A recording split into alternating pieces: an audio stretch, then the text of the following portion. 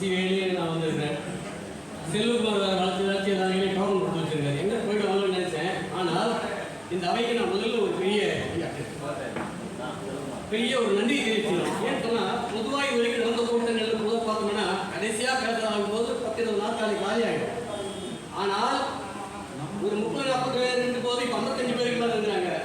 இந்த அவை எவ்வளோ ஒரு அட்டென்டிவான ஒரு கவனத்தோடு ஒரு ஈடுபாட்டோடு தன்னை அர்ப்பணித்துக் கொண்டு காத்து கொண்டிருக்கார்கள். பெண்கள்லாம் பசியோடு இருக்கிறாங்க. இந்த சூழ்நிலையிலும் ஒருவர் கூட கலையாமல் புதிதாக வந்து சேர்ந்து கொண்டிருக்கிற இந்த அவையை மீண்டும் நான் வழங்கி வருகிறேன். இந்த நிகழ்வுக்கு தலைமையை நடத்திக் கொண்டிருக்கிற அன்புக்கு மதிப்புக்குரிய பாரத மக்கள் கட்சி தலைவர் வழக்கறிஞர் சித்தார்த்தையா அவர்களே, ஒரு நிகழ்ச்சியை எப்படி தொகுத்து வழங்க வேண்டும் என்பதற்கு இலக்கணமாக நடத்தி கொண்டிருக்கிற ஐயா சாக்கியமணி அவர்களே, நிகழ்ச்சியை தொடங்கி வைத்து பேசிட்டு போயிருக்கிற அண்ணன் பி டி சாமி அவர்களே, என்னோடு பல தலைப்புகளிலே இங்கே உரையாற்றி அமர்ந்திருக்கிற அறிஞர் மக்களே, ஏன்னா நேரம் ரொம்ப குறைவாக நான் தனித்தனியாக பேச வருவதில்லை. சிறந்த பாடல்களை தன் இனிய குரலால் நம் செடிகளில் தேனாக பாய்ச்சிய செல்லமுத்து சுப்பிரமணியம் அவர்களுக்கு தனியாக ஒரு பாராட்டு இருக்கிறோம். ஏனென்றால் செல்லமுத்து சுப்பிரமணியை பல ஆண்டுகளாக நான் தொடர்ந்து பார்க்கிறேன். ஆனால் எல்லா கூட்டங்களையும் காட்டிலும் இந்த கூட்டத்தில் அவருடைய பர்ஃபார்மன்ஸ் ரொம்ப சிறப்பாக பண்ணியிருக்காரு. அவர் குரல் உள்ள ஊருக்கு உதாரணம் நீங்கள் வீடியோ இந்த கூட்டத்தில் இருந்தீங்கன்னா கடைசியாக அந்த தங்கச்சி அழுதான் தொடச்சி குறைய தொடச்சி அப்படியெல்லாம் அப்பா பற்றி பாடுறது ஒரு பாடல் உள்ளத்தை உயிரை உரிக்கணும். அதான் பாட்டை ரசிக்கிறது தாண்டி உயிரை உரிக்கணும். அது உரிக்கிடுச்சு எல்லாருமே. சிலர் கௌரவம் பெரிய ஆகலை, சீக்கிரமாக உடைய ரொம்ப டக்குன்னு கண்ணீரை சிந்தி விடுவார்கள். செல்லங்கம் சுப்பிரமணியம் இந்த மண்ணின் அடையாளமாக இந்தியாவின் முதலில் அடையாளமாக வழங்க வேண்டும் என்று இந்த வாய்ப்பினை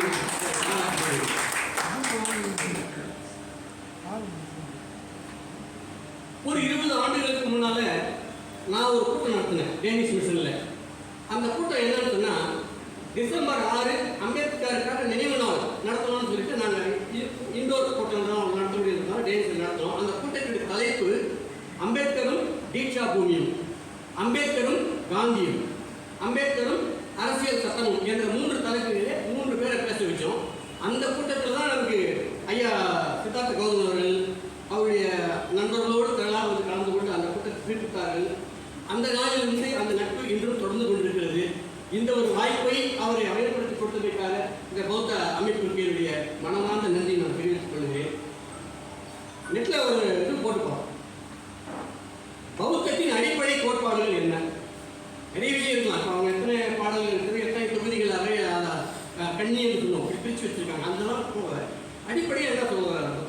நான் யாரும் சொல்லலைன்னு நினைச்சு நம்ம சாக்கியமணியை அந்த செய்தி பேசிக்கிட்டேன். அது என்னென்ன 4 செய்தி. துன்பம், அதாவது துக்கம், துன்பத்திற்கான காரணம், துன்பத்தை நீக்குதல், துன்பத்தை நீக்குவதற்கான வழி. அவரே ஒரு பெரிய இளவரசர் ஊர்வலம் போறாரு.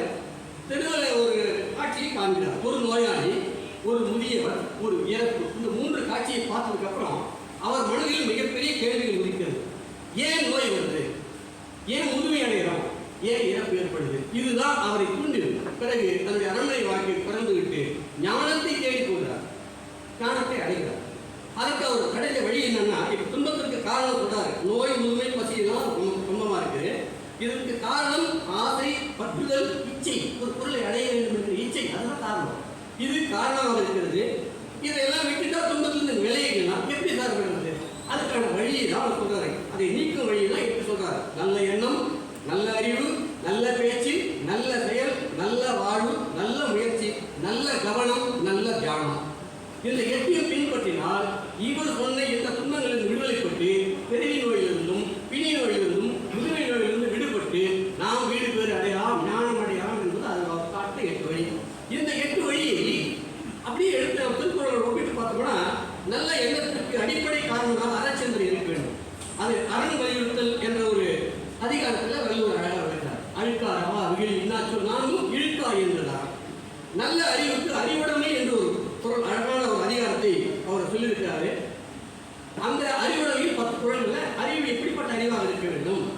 நன்றின்பால் வைப்பது அறிவுகள். அறிவு கெட்ட அறிவு இருந்து நல்ல அறிவு இருக்குது. எது நல்லதோ அதை தேர்ந்தெடுத்து அது பக்கம் நீ போயிட்டேன்னா அதுக்கு அப்படி 10 குறள் இருக்கு. நல்ல பேச்சு, வாய்மை. யாம் மெய்யா கண்டவற்றுள் இல்லை எனைத்தொன்றும் வாய்மையும் நல்ல. இந்த உலகத்திலே ஏதாவது ஒரு அறம், எந்த அறமும் கடைபிடிக்கலப்பா, நான் உன்னையோடு மட்டும் கடைபிடிக்க விரும்புகிறேன், என்னால் 30 அறம் கடைபிடிக்க முடியாது. 38 சொல்கிறார், 1 தான் கடைபிடிக்க முடியும். வாய்மையை மட்டும் கிடைக்கும். வாய்மை என்பது என்ன? பொய் சொல்லாமல் இருக்கும். எதை செஞ்சாலும் நான் போய் சொல்ல மாட்டேன்னு சொல்றேன். ஒரே ஒரு அறத்தை கடைபிடித்தால் மீதி மொத்தம் 38 அறங்கள் தானா பின்னால் வரும். அப்படி ஒரு நல்ல வாய்மை சொல்றாரு.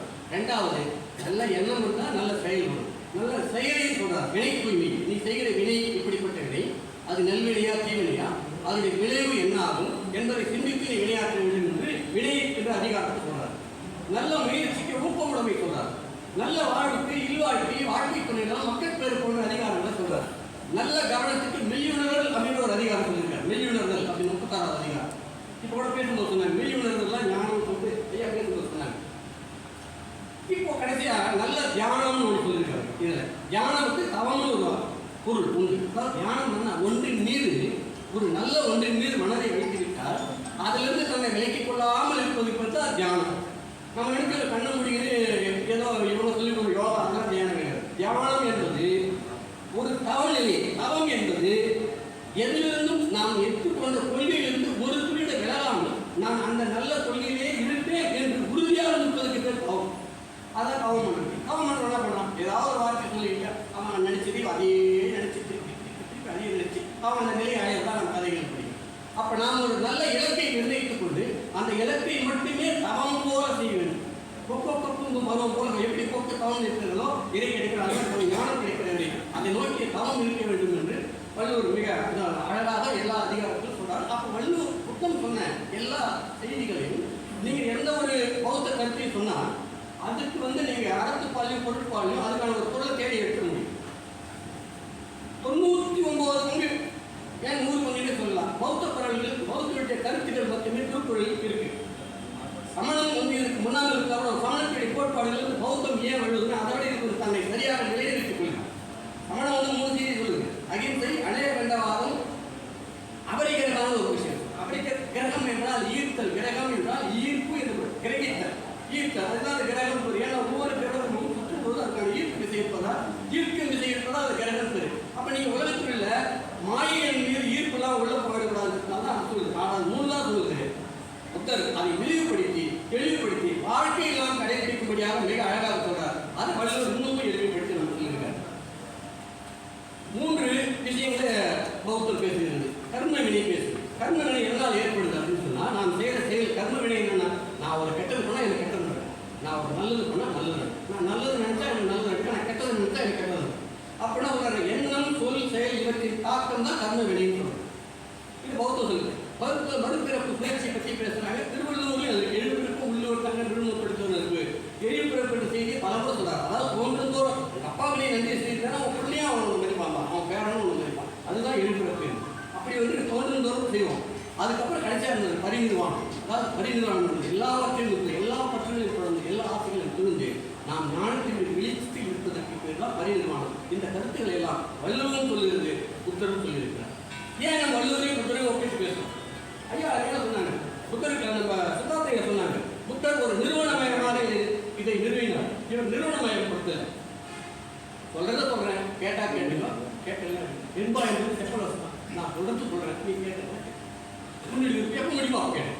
அப்போ இது மாதிரி ஒரு படி மேலாகவே இந்த கருத்துக்களை எல்லாம் இன்னும் எல்லைப்படி சொல்றாரு. இப்போ 2வது வள்ளுவர் முன்னால் இருந்தாரா புத்தர் முன்னால் இருந்தாரான்னு எப்படி இந்த கருத்துக்களை எல்லாம் உருவாங்க.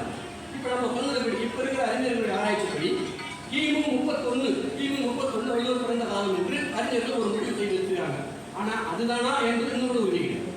இவங்க நம்ம பாடம் படிக்கும் போது கிபி 2ஆம் நூற்றாண்டில் வள்ளுவர் பிறந்தார், மயிலாப்பூர் ஆதி பகவான் பிறந்தார் சொல்லிட்டு இவர் தப்பாக தான் எழுதி வச்சிருந்தாங்க. இவங்களாம் ஆராய்ச்சி பண்ணி அப்படிலாம் 2ஆம் நூற்றாண்டு கிடையாது, கிமு 31 சொல்லிட்டு ஒரு தேதி வச்சிருக்காங்க.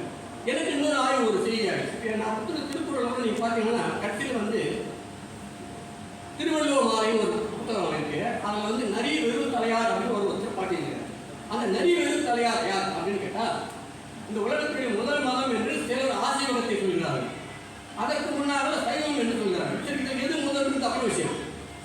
இந்த ஆசீர்வாதத்தை தோற்றுவித்தவர்கள் யாராருன்னா அறச்சாத்தன், நரி வெறு தலையார் என்ற இவங்க தொடக்க 3 பேர். கோசாம்பி அஜய கோசாலர் அப்படின்னு அவர் தான் நரிவேறு தலையார். தாழ்ந்தத்தை இவர் பெற்றிருக்கு. அப்போ நரிவேறு தலையார் திருவள்ளுவர் மாலை எழுதியிருந்தாருன்னா ஆசீர்வாதம் காலத்தில் ஆசீர்வாதத்தை சமயத்தை தோற்றுவித்த ஒருவர் திருவள்ளுவரை பற்றி பாட்டை எழுதியிருக்கார் சொன்னா, இந்த நரிகரு தலையார் எந்த காலத்தில் இருந்தாரு, அப்ப ஆசிரியர்களுடைய காலம் எழுந்து வரும்போது வள்ளுவர் முன்னால் போயிடும். அதை நீங்க 31 வச்சா இவர் திருவள்ளுவர் புத்தருடைய கருத்துக்களை முழுமையாக உள்வாங்கி அதை பிரதிபலித்திருக்கிறார் என்றுதான் அவருடைய பொருள். இந்த புத்தம் பரவும்போது சமணத்தை விட புத்தம் சரியாக இருக்கிறது இது பெரிய இருக்கிறது. ஒரு விகாரையிலே பௌத்த போட்டு நடைபெற்றுக் கொண்டிருக்கும் போது குமாரில பட்டர் என்கிற ஒரு பிராமணன் பௌத்தர்களை போல ஏழை எடுத்துக்கொண்டு அதில் ஒப்பந்தத்தோட போட்டமாக வந்து அவருடைய நடவடிக்கைகளை கண்காணித்து ஒப்போட்டு கொடுக்குற அரசுக்கு போட்டு கொடுக்குறா வந்து கலந்துதான். இதை அந்த பௌத்த துறைகளை கண்டுபிடித்து விட்டு அவரை அந்த விகாரத்துடைய மேல் மாடியிலிருந்து கீழே போட்டுறாங்க, தூக்கி போய். நம்ம புத்தகம் வாழ்க்கை தப்பிட்டு போயிட்டு பிறகு அவர் என்ன செய்யறாருன்னா, புத்தரை ஒழித்து கட்ட வேண்டும், இவர் விடக்கூடாது, இது பரவல் ஆபத்து என்று சொல்லி 10 ரவுடிகளை அனுப்பிச்சு புத்தரை ஒரு காட்டு வழியாக போகும்போது அடிப்பதற்கு ஆகணும். இது செய்தி புத்தகத்தில் படிச்சு. அப்ப என்ன செய்யறாருன்னா, இவருடைய சீடர்கள் அவங்க கூட ஒரு 4 பேர் இருப்பாங்க. இவங்க ஒரு 10 ரவுடிகள் கையில அப்படி ஒரு கட்டி வாழை கட்டையெல்லாம் வச்சுட்டு இருப்பாங்க. அப்போ புத்தபெருமான் என்ன சொல்றாரு, யாப்பா நீங்களா எது வழிமறிக்கிறீங்க, நீ தான் பெரியாளா இப்படிலாம் பண்ணிட்டு இருக்க, உன்னை நீ உயிரோட திரும்ப மாட்டேன்னு சொல்லிட்டு இவரை அடிக்கிட்டு வராங்க. அப்போ கூட இருக்கிறவங்க என்ன செய்வாங்க, இவரை புத்தபெருமான் அவங்களாம் கொஞ்சம் ஓரமாக இருக்கு என்ன சொல்லிட்டு அவர்கள் அடிக்க வந்து, நான் உங்களுக்கு வந்து ஒரு வாய்ப்பு கொடுக்குறேன், இங்கிருந்து போயிடுங்க, இல்லை என்றால் நீங்கள் வந்து நிறைய துன்பத்துக்காக ஆகிறீங்க, நான் யாரையும் துன்பப்படுத்தக்கூடாது, யாரையும் அடிக்கூடாது கொள்கை உடையவன், அதனால் உங்களுக்கு ஒரு துன்பம் நேர்படியாக நடந்து கொள்ளாதீர்கள். ஆனால் பெரியார் சொல்ல வந்தார், என்ன பண்ணிடுறாரு அப்படின்னு சொல்லிட்டு மார்க்கெட் வந்து ஒரு அடி வராங்க. அந்த 10 பேரையும் 2 நொடி 3 நொடியிலே அடித்து மொத்த பேர் கேள்வி வைக்கிறார் புத்தர். ஏன் சொல்லு, அவர் வந்து அரசர், போர்க்கலை படித்தவர், வாழ்வித்தை படித்தவர், குதிரை ஏற்றம் தெரிந்தவர், அவர் அரசனாக இருந்து போர்க்கலையெல்லாம் தெரிஞ்சவர் தான் இப்போ புத்தராக இருக்காரு. அவர்களுக்கு எல்லாரும் வன்மை முடிய வச்சு வடிச்சு மொத்த பேரையும் காலி பண்ணி மயக்க நிலையாக கூட ஒரு சீனர்லாம் ஐயா என்னாச்சு இவங்க மாலை 4 மணி தான் விழிப்படைவாங்க, நீங்கள் இங்கேயே இருந்து அவங்களை கூப்பிடுவாங்கன்னு சொல்லிட்டு அவர் ஆசிரமத்துக்கு போயிடுவார். இவங்க 4 மணிக்கு மேலே எல்லாரும் கண்டுபிடிச்சு பார்ப்போம், நான் எங்கே இருக்கேன், என்னாச்சு, என்ன நடந்தது முன்னாடி தெரியல, எல்லாரும் அங்கே ஒரு வறுமை அடிக்கிறது. அப்புறம் தான் சொல்லுவாங்க, இவர் யாருங்க, அவர் வந்து சாத்வீகமாக பேசினா சாத்வீகமானவர், அவர் அடிக்க போனீங்கன்னா பதிலுக்கு அடிக்க மாட்டார், ஆனால் அவர் தற்காத்துக் கொள்வார். அந்த தற்காத்துக் கொள்ளுகிற கலை, அதனால தான் புத்தகம் என்ன பண்ணாங்க, கருவிகளால் யாரையும் பார்க்கக்கூடாது, கத்தியால் அடிக்கக்கூடாது, கொம்பால் அடிக்கக்கூடாது, தன் கையால் தடுத்துக் கொள்வதற்கு வறுமை செயல்படுத்தினார். கரம் என்று பெயர், கரத்தால் கலை தான் கராத்தே கலை. உலகத்துடைய கராத்தே கலையின் பிதாமகன் புத்தர் வச்சுக்கணும். கராத்தே இவர் தான் பயிற்சி அவர் தான். அதுக்கப்புறம் அவருடைய ஆளுநர்கள்லாம் எங்கள் கற்றுக்காரர்கள் எப்படி என்று சீடர்கள் கேட்டபோது அந்த ஆசிரமத்திலேயே அவர்களுக்கு அடித்தால் தடுத்துக் கொள்வதற்கான தற்காப்பு கலையின் குடும்பங்களை சொல்லிக் கொடுத்த ஒரு பேர் போர் வள்ளல், அப்படிப்பட்ட ஒரு ஞானியாக இருந்தார். பிறகு இந்த அடிப்பட்டவங்க எல்லாரும் என்ன செய்யறாங்கன்னா, அவரோட போட்டு இணைந்து நானும் அவர் ஆசிரமத்துக்கு வர சொல்லிட்டு அவர் எல்லாரும் சாஸ்திரங்க காலில் நின்று அவர்கள் சாகும் வரை புத்த துறவிகளாக வாழ்ந்தார்கள் அந்த ரவுடிகள் என்பதுதான் வரலாறு. அப்படி எதிர்க்க வந்தவனையும் பணிந்து அவனை ஏற்றுக்கொள்ளும்படியாக நடந்து கொண்டவர் புத்தர். அப்படிப்பட்டவர் ஒரு போதனை செய்தார். திருவள்ளுவருக்கு இந்த கேள்வி ஏற்பட்டது. திருவள்ளுவரை வந்து புத்தகத்தை ஏற்றுக்கல, இதெல்லாம் ஒரு புத்தகமே 2 லைன் எழுதி. ஆனால் அரங்கேற்றத்திற்கு தூக்கி வீசப்பட்ட அந்த திருக்குறள் கோடிகள் மீண்டும் எடுத்துக் கொள்ளப்பட்டது. மறுநாள் நோயார் அவர்கள் அதற்காக வாதாடி அந்த அரங்கேற்றுகிறார்கள். உலகத்தில் சாக்ரட்டிஸாக இருக்கட்டும், யாராக இருந்தாலும் நல்லது சொன்னவர்களுக்கெல்லாம் எதிர்ப்பும் பகையும் இருந்து கொண்டுதான் இருக்கிறது. அதையெல்லாம் தாண்டி இவர்கள் வென்றிருக்கிறார்கள். ஏனென்றால் நல்ல கொள்கை, நல்ல கருத்து, நல்ல எண்ணம், நல்ல செயல் எப்போதும் வெல்லும், எங்கேயும் வெல்லும். அதற்கு நாம் அந்த கொள்கையை உறுதியாக கடைபிடிப்பதுதான் ஒரு முக்கியமான வேலையாக இருக்கும்.